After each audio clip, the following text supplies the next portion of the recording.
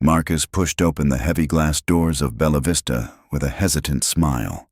One he had practiced but couldn't quite make real. The familiar sounds of lunchtime chaos greeted him. Dishes clattering, servers calling out orders, the rich aroma of garlic and basil wafting through the air. This was his creation. 15 years of sacrifice, long nights, and big risks wrapped into one bustling restaurant chain. And yet, as he stood there, cloaked in the identity of Mike once more, he didn't feel like a founder returning home. He felt like a stranger walking into enemy territory. 3 weeks had passed since his first undercover stint, a humbling masquerade that shattered his illusions. As Mike, he had walked among his employees, not as the CEO, but as a down-on-his-luck guy desperate for work. What he discovered haunted him. The lifeless energy, the resentment just beneath the surface, the way his name drew eye rolls rather than respect. He had built this empire with his own hands, yet he'd become invisible to the people who kept it alive. That revelation didn't just sting, it shook something loose inside him. Determined not to be the villain in his own story, Marcus sprang into action. He rolled out tangible changes, revamped break schedules, a real incentive system, a suggestion box that wasn't just for show. He even renovated the break room and installed a coffee machine that worked like a charm. But now, back in disguise and walking through the dining room, he was bracing for reality. Would the mood have shifted? Would he see warmth behind those smiles? Or just more masks? The restaurant pulsed with energy. Servers darted between packed tables, balancing trays like dancers in a high-stakes ballet. The kitchen echoed with the rhythm of knives on cutting boards and the low roar of simmering sauces. Yet, Marcus's eyes were drawn to the human details. A laugh shared between co-workers at the break room door, a folded suggestion note peeking from a box near the staff entrance. They were small things, but after what he'd seen before, they were signs of hope. He had spent over half an hour perfecting his disguise again. Gone was the tailored suit, the $1,000 watch. In its place, faded jeans with a strategically snipped tear, calloused hands roughened with sandpaper, and a beanie tugged low to cover his usually styled hair. He didn't want to be recognized. He wanted to be seen, truly seen. "Mike, you're back," a voice called out. It was Tommy, the young busser who had unknowingly been one of his most honest informants during the first visit. There was real warmth in his smile this time, not just workplace politeness. That simple gesture made something flicker in Marcus's chest, something like hope. "Yeah," Marcus said casually. "Thought I'd see if you guys needed an extra hand today. Always do, man. Lunch rush is killing us." Tommy nodded toward the floor where servers were being stretched thin. "Sarah's been slammed since opening." Marcus's face tightened slightly. He had approved a budget increase for new hires weeks ago. If they were still understaffed, someone in middle management wasn't executing. Again. He made a mental note as he passed through the restaurant, soaking in every detail. The small victories mattered. The lively chatter in the break room, the visible engagement with the suggestion box. These weren't just signs of policy implementation. They were hints of culture shifting slowly but surely. "Mike, perfect timing." That was Sarah Martinez, tough as nails, heart of gold. She was the kind of leader every team needed but rarely got. The glue that held the front of house together, petite, wiry, and with steely eyes that could silence a shouting match. She had been one of his most trusted employees, though she'd never known it. And despite her age, marked by laugh lines and silver streaks, she moved like someone half her years. "You're a godsend," she said, handing him a stack of menus. Then she leaned in, lowering her voice. "I gotta admit, some of those changes the big guy made, not bad. Break schedules, saving my knees, and the coffee. Game changer." Marcus chuckled, masking the complex emotion behind his eyes. She added with a wink, "Though I'm pretty sure half the suggestion box entries are just complaints written in calligraphy." Then, her face shifted, just slightly, but enough to cut through the humor. "Any word on whether the boss plans to show his face around here?" she asked, her tone suddenly cold. He paused. "God, I hope not," she continued without waiting. "Policy changes or not, leopards don't change their spots. He's just trying to squeeze more work out of us." Before he could reply, a customer called her away, leaving Marcus standing still, the menus heavy in his hands. That moment, brief as it was, hit him harder than he expected. The policies were working, yes, but the trust was gone. And trust, once shattered, took more than better coffee to rebuild. He tied on an apron with hands that now trembled slightly, not from fear, but from the weight of reckoning. As Mike, he could slip into their world without barriers, absorb their truths raw and unfiltered. And for the next hour, that's exactly what he did. He cleared tables, he carried plates, he sweated alongside them, aching in sneakers that pinched his feet. The physical toll grounded him, reminded him of everything he'd forgotten in the comfort of corporate life. But amidst the fatigue came something else. Connection. He laughed with Carlos, the line cook, about a customer's comically specific sauce request. He helped Jenny, a new server on the verge of tears, balance a toppling tray. These weren't just tasks. They were bridges, and for once, Marcus felt like he was actually crossing them. As the chaos of the lunch rush began to settle, he found himself wiping down a window's side, table, muscles sore, but spirit strangely lighter. That's when Lisa Chin approached, coffee pot in hand, smile crooked with her usual sass. Lisa was bold, unfiltered, unapologetically herself, her purple-streaked hair a declaration of that fact. She'd only been here a couple of months, but already, customers loved her. So did the staff. She said what others were afraid to, and as she poured coffee into a nearby booth, she looked over her shoulder at Marcus. "You know, Mike," she said, "you don't seem like most people who walk through those doors." He met her eyes, unsure whether to feel seen or exposed. "Hey, Mike," Lisa said with a sly grin, pausing beside his table as if she'd just stumbled upon something amusing. "Getting the full Bella Vista experience on your second round?" Marcus chuckled lightly, keeping his expression casual. "Something like that.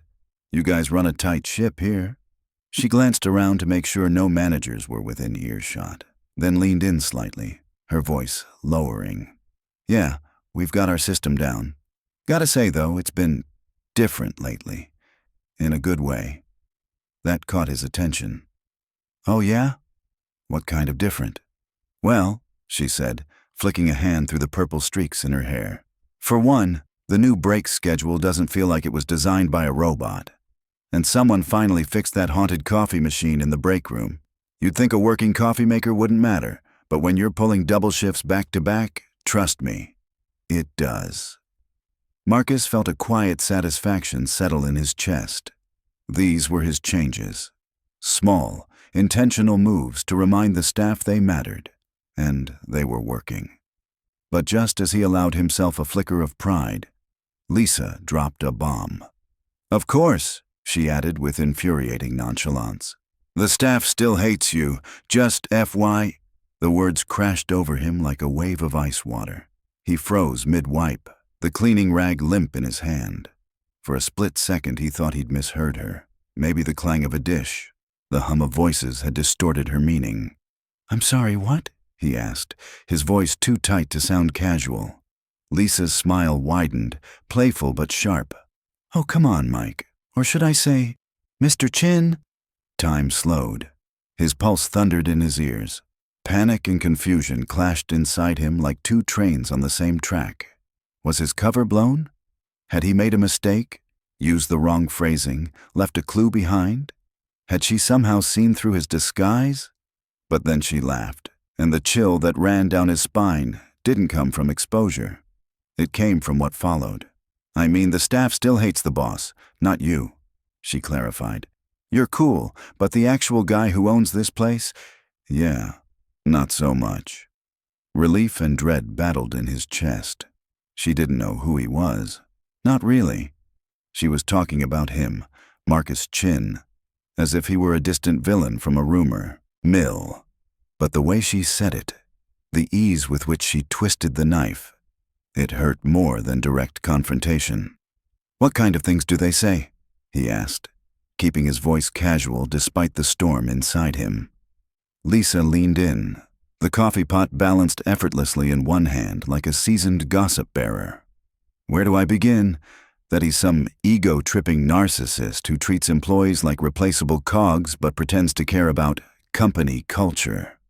She actually used air quotes. "Word is, this whole policy upgrade thing is just a cover. He's planning to gut the staff next quarter." Marcus's throat dried. He tried to swallow, but the words stuck like sandpaper. "Who told you that?" Lisa shrugged, her smirk never fading. "People talk. Managers say things when they think no one's listening. And let's just say, I know who to listen to." The weight of her implication settled hard. Someone on the inside, someone with access to strategic-level discussions, was actively fueling this narrative. And not just careless gossip. This was calculated misinformation, engineered to destroy his credibility from the inside out. Marcus's stomach churned. "That's pretty harsh," he managed. Lisa raised an eyebrow, almost pitying. "Harsh, sure, but I'm starting to think it's true." Then she dropped the final blow. "Look, Mike, you seem like a good guy. So here's some advice. Don't get too comfortable. From what I hear, this place won't look the same in a few months, if it's still around at all." She walked away, refilling cups at the next booth like nothing happened. Meanwhile, Marcus remained frozen, caught between the chaos of the lunch rush and the echo of Lisa's words pounding in his head. Someone was poisoning the well from inside, not just spreading rumors, but detailed lies laced with just enough truth to be dangerous. Lies that painted him as a corporate monster hell-bent on cuts and manipulation. And worst of all, his team was buying it. He forced a thin laugh. "Well, that's quite the reputation he's built for himself," he muttered to no one. But inside, he was spiraling. That line, planning to gut the staff next quarter, was nowhere near anything he'd ever proposed. Quite the opposite. He'd fought his finance department tooth and nail for higher labor budgets, better benefits, more hires. He wanted to invest in people, not discard them. He needed answers. But if he asked too many questions too fast, he'd risk exposure. His disguise, his position as Mike, was his last remaining advantage. Over the next hour, Marcus began weaving the truth from casual chatter. A comment here, a whisper there. He found moments to steer conversation subtly, collecting pieces of a story far more sinister than he expected. During a quiet moment folding napkins, he struck up another conversation with Jenny, the overwhelmed new server from earlier. "You know," she said, her voice hushed, "I almost didn't take this job. A friend of mine at Olive Garden told me horror stories about this place, said the owner's a shark, smiles during the interview, then eats you alive." "Really?" Marcus played along, careful to keep the bitterness out of his voice. "What kind of stories?" Jenny looked around nervously, then leaned closer. "She said he once fired an entire shift over a complaint about overtime, like everyone, gone, just like that." Marcus's jaw tensed. That never happened. And if it had, he'd have known. An incident that big would have made waves, legal ones, social ones. Yet somehow this story had taken root. "That's oddly specific," he said carefully. "Did your friend used to work here?" "Nope," Jenny said. "That's the weird part. She never stepped foot in Bella Vista, but she knew names, dates. What was said, like she was in the room." A deep, creeping unease coiled in Marcus's gut. These weren't just embellished rants. They were fabricated records. False memories seeded into the gossip chain with surgical precision. It wasn't random. It was war. And it wasn't over. Later, while restocking glasses behind the bar, Marcus overheard two kitchen staff members talking in hushed tones. Their words chilled him to the bone. Rodriguez said he heard it straight from a manager, one said. Apparently, the boss keeps a list. Anyone who uses too many sick days, complains too much, talks about unions. He calls it the dead weight list. No way, the other replied. But Marcus could hear the doubt cracking in his voice. Swear to God, he's going to use the holiday rush to start cutting people without anyone noticing. Marcus gripped the tray of glasses until his knuckles turned white. The term dead weight list made him sick. He would never utter something that dehumanizing. But that's what made it dangerous. It sounded like something a ruthless CEO would say. And right now, that's exactly how they saw him. Someone was dismantling his legacy with precision. And Marcus knew, with every fiber of his being, that if he didn't uncover who was behind it, and soon, everything he'd built might fall apart from the inside. Marcus moved toward the kitchen with the kind of casual pace he'd perfected over the last few weeks. Calculated, unhurried. But inside, his mind was racing. He passed by the dish rack, setting the tray of glasses down as quietly as possible while staying just within earshot of the two voices behind him. So who in management, though? One of them asked. That's pretty specific stuff to just be floating around. Rodriguez said it came from someone reliable. The other replied. Someone who's been around long enough to really know what goes on upstairs. There was a pause, a weighty silence that said more than words. Someone we trust. That last line lodged itself deep in Marcus's mind. Not just someone who had information, someone with credibility, influence. A voice the staff respected without hesitation. The kind of person Marcus used to believe he could count on. As the conversation drifted into a complaint about the freezer door that refused to stay shut, Marcus hardly heard it. The gears in his head were grinding too loud. Whoever was behind the rumors wasn't just tossing pebbles into the water. They were creating ripples big enough to shift the tide. And they were doing it with such precision, it was almost elegant, if it weren't so dangerous. Patterns began to form the longer Marcus observed. The rumors had a structure, always detailed, always plausible. They portrayed him not as a flawed leader, but as a calculated manipulator, a corporate executioner with a friendly smile. And they all seemed to trace back to one place. The confirmation came during the shift change. Marcus lingered in the break room, pretending to check his phone while listening to the off-boarding chatter. As the day crew passed the baton to the evening shift, one line sliced through the buzz like a blade. Brian said the boss is bringing in a corporate efficiency guy next week, supposedly to start flagging redundancies. Brian. Marcus didn't move, didn't breathe. He stared down at his screen, but his thoughts were miles away. Brian Morrison, floor manager, trusted lieutenant, protégé. Marcus had believed in Brian when others hadn't, promoted him, mentored him, defended him. He was supposed to be the future of Bella Vista, not its undoing. Now he was apparently the voice behind the rumors, adding legitimacy, wrapping lies in just enough truth to make them lethal. Marcus's hand trembled slightly as the reality sank in. Brian had the access, the charisma, the trust of the staff. He had every tool necessary to orchestrate this slow, quiet coup. And the most terrifying part? His performance was flawless. He couldn't act yet, not without proof. A false move would destroy an innocent man's career. But if Marcus waited too long, he might lose the company from the inside out. According to the schedule posted beside the clockout station, Brian was set to manage the next evening shift. That gave Marcus less than 12 hours to find a plan, to catch his own student in the act. That night, Marcus didn't sleep. Every time he closed his eyes, he saw the same face. Brian, as he'd first known him, wide-eyed, brimming with potential, brimming with loyalty. The guy who'd stayed late training new hires without ever being asked. The one who once brought Marcus an Excel sheet outlining ways to reduce table turnover time without sacrificing service quality. How had that man become this? The betrayal didn't just sting. It cut deep. Because it wasn't just about policy or rumors. It was about trust. It was about building someone up, only to watch them turn that foundation into a platform for sabotage. The next evening, Marcus showed up early. He clocked in quietly, took up a spot by the prep station, and busied his hands with mindless tasks. Stacking silverware, refilling condiments, anything that gave him reason to be still while keeping his eyes and ears wide open. At 4:45 p.m. sharp, Brian walked in. Marcus observed from the corner of his eye.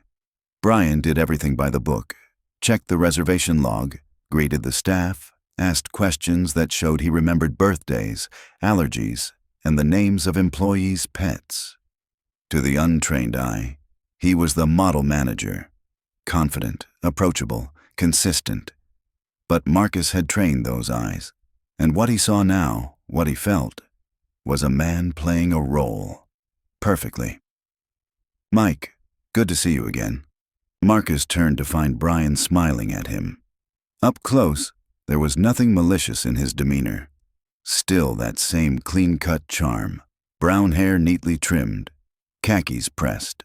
Still the kind of face people trusted instantly. "Hey, Brian," Marcus said, forcing a friendly tone. "Thanks for having me back." "Of course. We can always use dependable people." Brian's expression shifted slightly, just a hint more serious. "Actually, I wanted to give you a heads up. There might be some changes coming soon. Corporate stuff. I'd hate for you to be blindsided." Marcus felt a flicker of anticipation tighten his chest. "What kind of changes?" Brian leaned in, dropping his voice. "Well, you know how it goes. Corporate's always looking to cut corners, save a buck. Word is they're sending someone in next week. Consultant type. Supposed to observe operations and start making recommendations." He added a mock eye roll and shook his head. "Same old story, right? Squeeze every last drop out of the staff while the guy at the top gives himself another bonus." There it was. The venom. Smooth and subtle, but poisonous just the same. Marcus didn't flinch, didn't argue.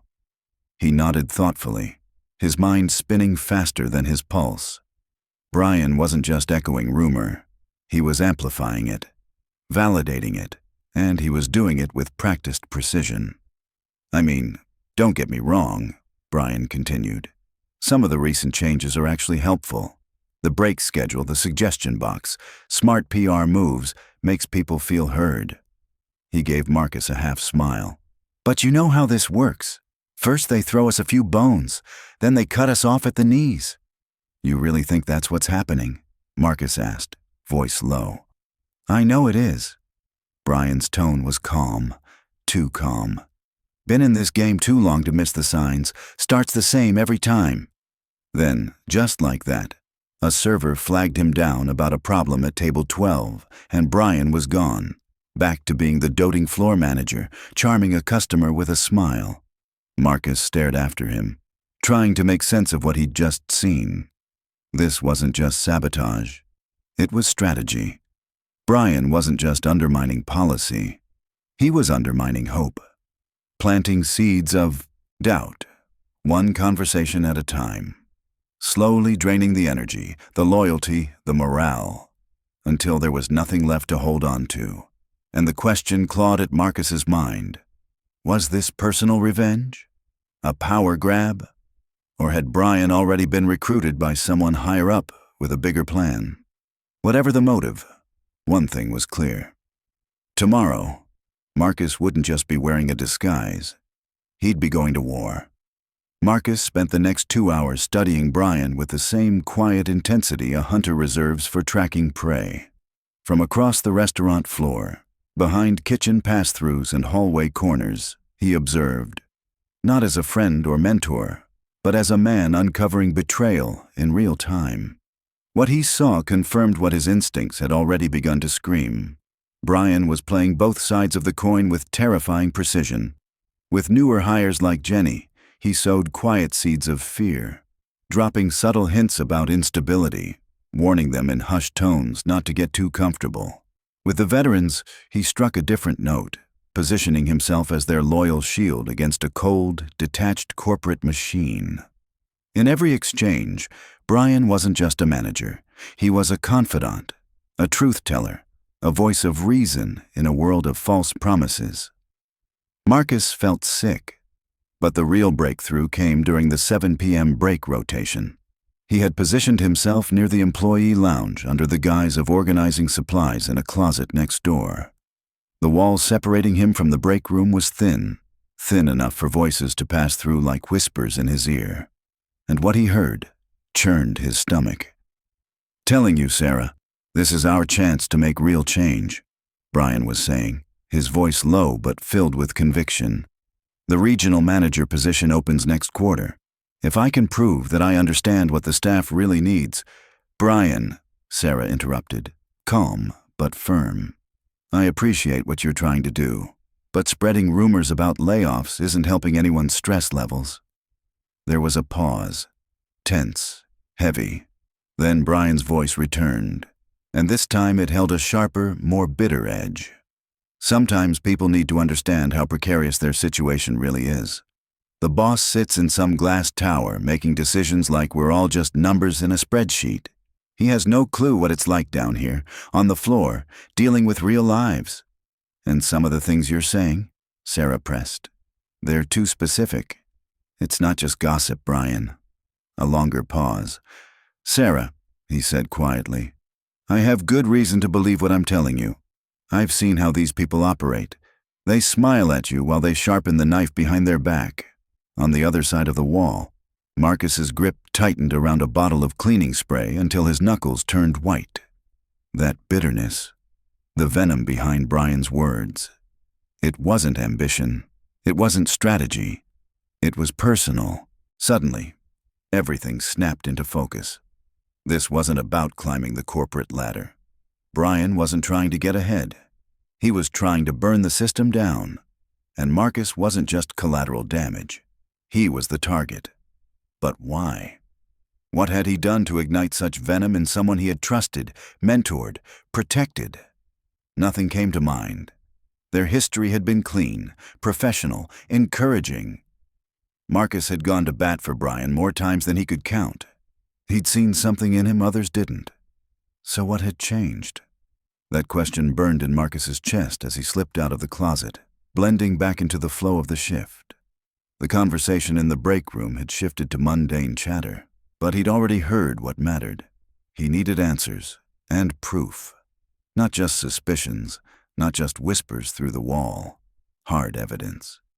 The next morning, Marcus arrived before dawn.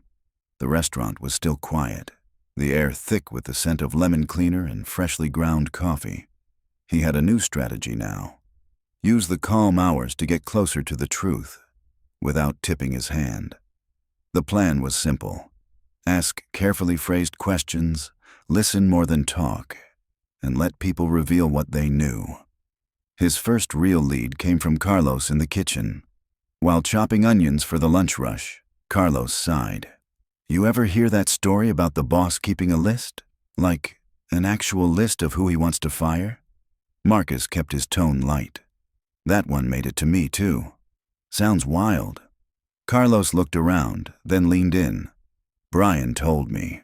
Said he overheard a phone call between the boss and someone from corporate. Said he was marking up files, crossing names off. You sure Brian heard it firsthand?" Carlos nodded. "That's what he said. Even named names. I've been scared to take sick days ever since. Like, what if I'm already on that list?" Marcus felt his jaw lock, but he kept his voice calm.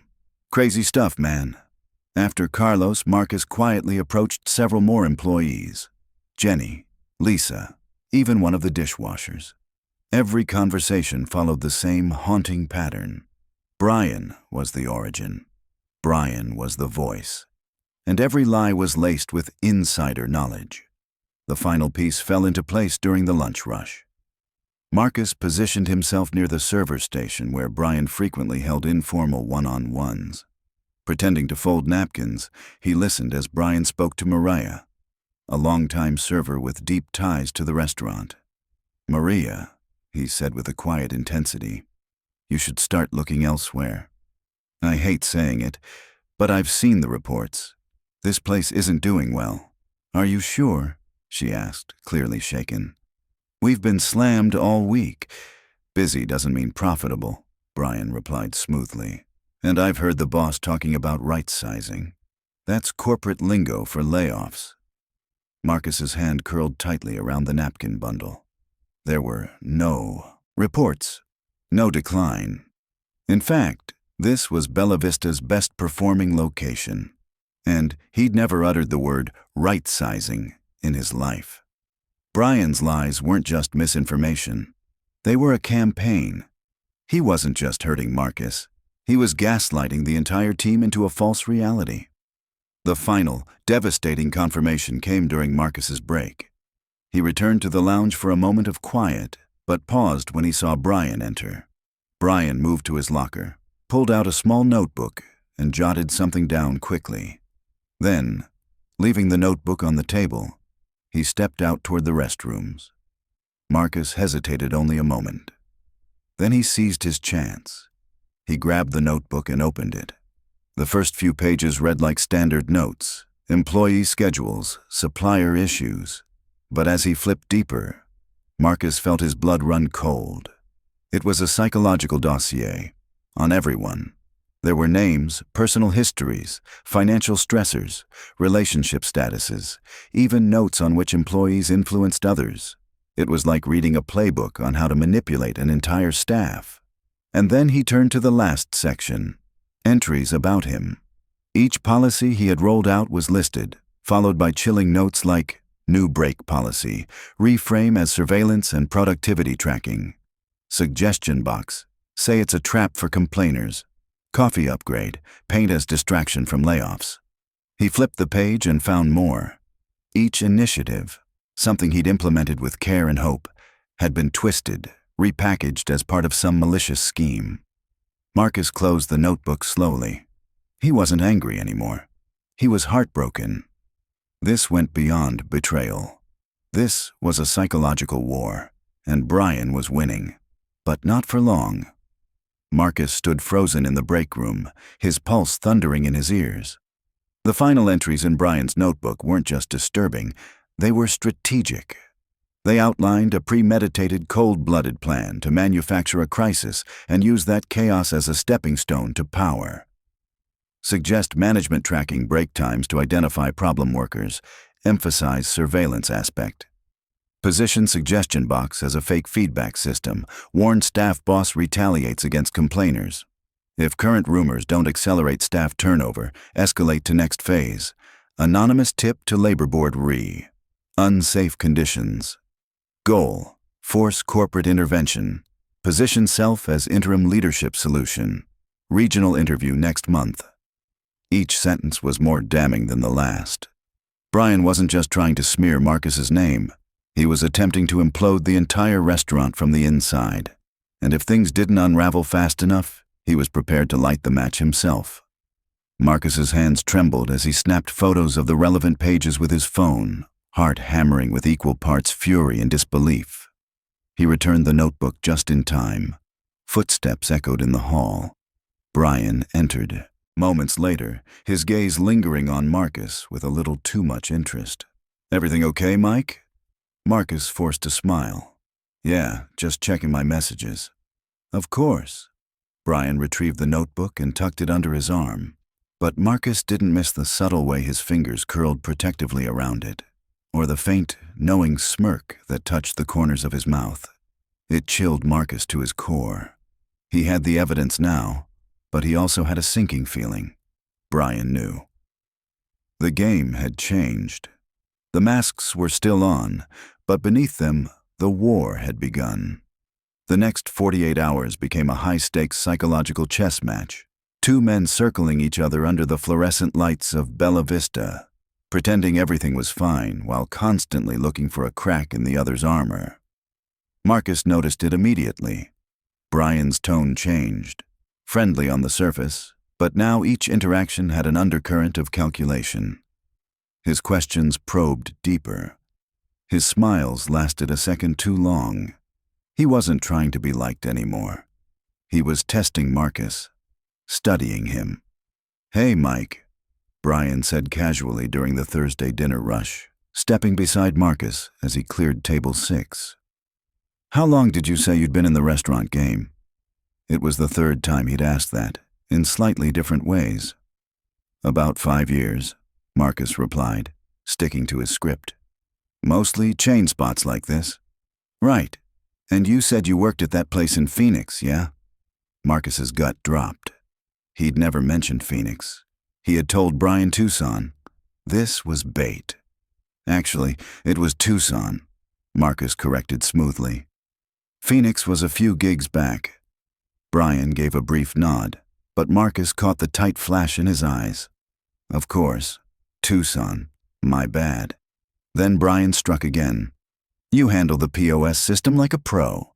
Most new hires fumble with it for weeks, but you're smoother than my assistant manager. It hit Marcus like a slap. He had been too efficient. He'd designed this POS system for Bella Vista locations. His fingers knew the shortcuts instinctively, and he'd slipped. I'm just a computer guy, Marcus laughed. Gaming nerd. Once you know the logic behind these systems, they're all kind of the same. Brian didn't smile. He just filed that away with a quiet nod. Sure, makes sense. Still, feels like you've done this exact job before. Before Marcus could respond, a customer called out about a missing side dish, and Brian excused himself. But the moment stayed with Marcus like a storm cloud overhead. The pressure was building. Brian wasn't just suspicious now. He was actively investigating. The next day proved it. Marcus was restocking glasses when he heard Brian speaking in the manager's office, door cracked just enough to let his voice spill out. Yes, I understand background checks take time, but this might be urgent. I need to verify employment history for someone. Named Mike. No, I don't have a last name yet. Marcus's blood iced over. Brian was trying to dig up a past that didn't exist. Acting fast, Marcus grabbed a bus tub and clattered it down the hallway, making enough noise to announce his presence. When he passed the office, Brian was shuffling papers with exaggerated nonchalance. Hey, Brian, front of house needs you, steak issue, table 12.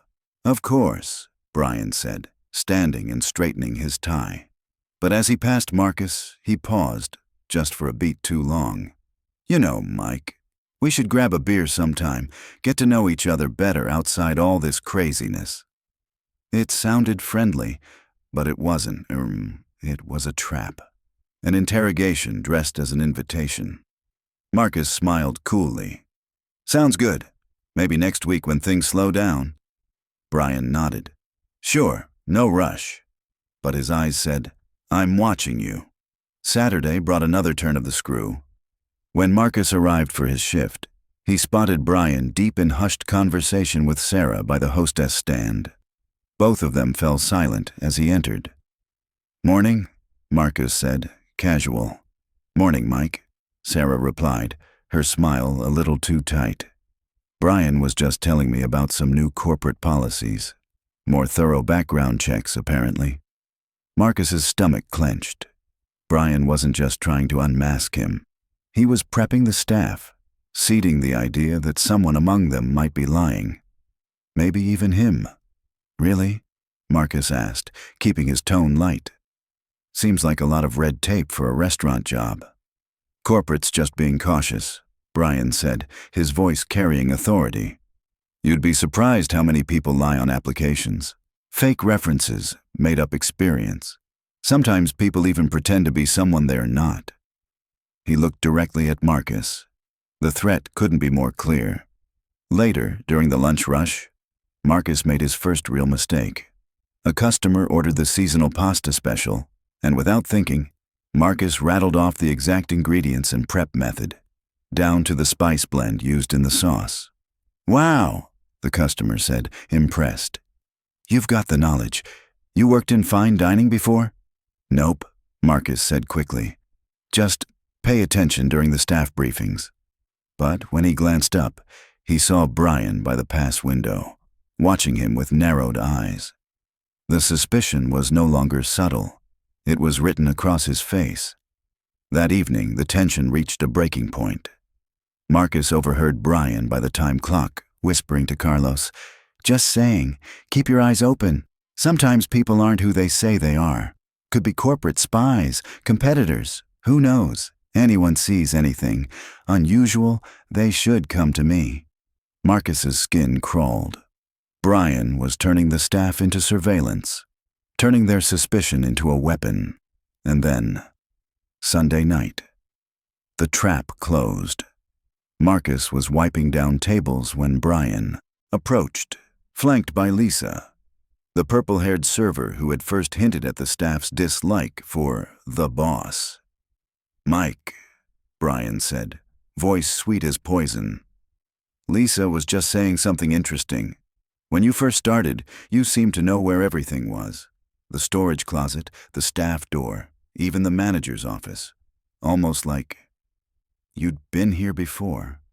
Lisa looked uneasy, realizing too late she'd been baited into a setup. "I mean, it wasn't that weird. Just, no, it's fine." Brian cut her off gently, still smiling. "Just curious, that's all.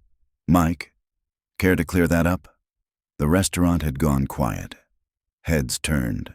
Forks paused mid-air. Marcus stood in the center of the storm. 20 pairs of eyes locked on him. This was it. His next words would either salvage his cover or shatter everything. "I toured the place before my first day," Marcus said, thinking fast. "Applied in person, remember? The manager who interviewed me gave me the grand tour, showed me where everything was. I've got a good memory for layouts." The explanation sounded plausible enough, delivered with confidence and just enough nonchalance. But Brian's eyes didn't waver. They narrowed slightly, calculating. "Right," he said slowly. "Which manager was that again?" Marcus felt the trap snap shut. Name someone currently working here and Brian could verify it immediately. Name someone who'd left, and maybe it would buy time. But either way, the question was a test, and Marcus was already standing on the edge. Before he could answer, the front door chimed, announcing a new wave of customers. Sarah stepped in quickly. "We should get back to work," she said, diplomatically but firmly.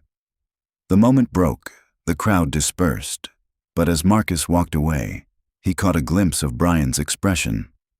This wasn't over, not by a long shot. That night, Marcus paced his apartment like a man waiting for a storm to hit. 2 options gnawed at him: reveal himself publicly and risk shattering any trust he'd built, or disappear and handle it through quiet, bureaucratic channels, which would let Brian's narrative fester like rot. Neither option felt right. Then, at 3 a.m., inspiration struck. Brian's greatest weapon had always been trust. He manipulated the team by convincing them he was one of them, fighting for them. But trust, Marcus realized, could also be used to unravel a lie. What if the staff discovered the truth about Brian not from Marcus, but from Brian himself? The next morning, Marcus arrived before anyone else. He placed Brian's notebook, the one he'd photographed days earlier, on the break room table, wide open. But this time he'd made one subtle addition. In Brian's own meticulous handwriting, Marcus had added a final entry. "Staff getting too comfortable. Need to accelerate timeline. Anonymous complaints to health department next week. Will blame concerned employee. Point. Suspicion at Sarah or Carlos?" It was a risk, but a necessary one. At 10:30 a.m., Sarah walked in for her break. She spotted the notebook immediately. Curious, she leaned in, and her face slowly twisted from confusion to shock. Marcus pretended not to watch as she quietly snapped photos with her phone and slipped out. By noon, those photos were flying from phone to phone. Marcus moved through the shift like normal, stocking napkins, clearing plates, but whispers followed him. Not about him, but about Brian. He heard them. He documented our personal stuff. He was going to blame Sarah for fake complaints. He called us influence liabilities. No shouting, no announcement. Just quiet realization spreading like a virus. By the time the lunch rush died down, the mood in the restaurant had shifted. Not the kind of shift you see, but the kind you feel. Cold shoulders, quiet stares. A silence that thickened when Brian entered the room. Still oblivious, still smiling, still pitching his concern about layoffs and executives. but no one responded. No one nodded. They just listened and waited. At 2 p.m., Sarah made her move. "Brian," she said, her voice slicing through the air. "We need to talk." She stood near the hostess station, flanked by 6 other employees, arms crossed, faces tight with fury. It was a united front. Brian turned with his usual charm. "What's up, Sarah? Something wrong?" "Actually, yeah, everything's wrong." She raised her phone, screen glowing. "Want to explain why you've been keeping psychological profiles on your coworkers? Or maybe talk about your plan to file fake health complaints and frame one of us for it?" The blood drained from Brian's face. I don't know what that is," he stammered. "The notebook you left in the break room," Sarah replied, her voice low but dangerous. "The one filled with notes on how to manipulate us. The one where you made every single policy improvement sound like a trap." Brian looked around, searching for support. But the staff was done listening to him. "You told me I was on a firing list," one server said. "You said the boss wanted to shut us down," another added. "You're the one who's been spreading all the fear," Carlos said, stepping forward. His voice, normally gentle, had turned steel cold. "And the whole time, you pretended to protect us." Brian's mask shattered. He opened his mouth to speak, but Sarah cut him off. "I want your keys and your name tag. Security will escort you out." There was a long silence. Then slowly, Brian removed his badge. As he passed Marcus, his eyes locked onto him. And for a flicker of a moment, Marcus thought he saw recognition, an understanding of who Mike really was. But Brian said nothing, just walked out. The door clicked shut behind him, and something lifted. Not just the tension, but something deeper, something heavier. The invisible weight Marcus hadn't even realized he was carrying. The team slowly returned to work. Quiet at first. But then came the laughs, the side conversations, the whispers that didn't sound fearful anymore. Something had shifted. Later, as Marcus clocked out for the last time as Mike, he knew the mission was complete. Tomorrow, he would walk into corporate and officially terminate Brian's employment. He'd propose new safeguards, anonymous whistleblower channels, mental health support, stronger transparency systems. But most importantly, he'd remember this. That trust wasn't built through policies or breakroom posters. It was built face to face, shift by shift, name by name. As he stepped out into the parking lot, a familiar voice called behind him. "Mike, wait up!" Marcus turned to see Sarah jogging after him. She stopped, slightly out of breath. "I just wanted to say thank you for being steady through all this chaos. It means a lot when someone shows up and doesn't just look out for themselves." Marcus smiled. For the first time in weeks, it felt real. "Just doing my job," he said. She nodded and turned back toward the restaurant. Marcus stood still for a moment, watching the sun reflect off the Bella Vista sign.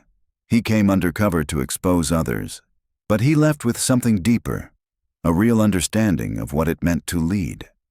The mission was over, but the rebuilding, that had only just begun.